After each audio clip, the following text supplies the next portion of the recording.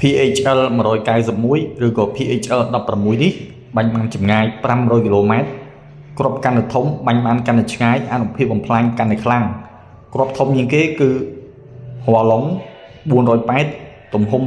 720មីលីម៉ែត្របាញ់បានចម្ងាយ500គីឡូម៉ែត្រអានុភាពបំផ្លាញខ្លាំងចំគោលដៅច្បាស់បំផ្លាញទីតាំងលើដីយ៉ាងមានប្រសិទ្ធភាពឃ្លាំងស្តុកអាវុធឃ្លាំងប្រេងស្ពានថ្នល់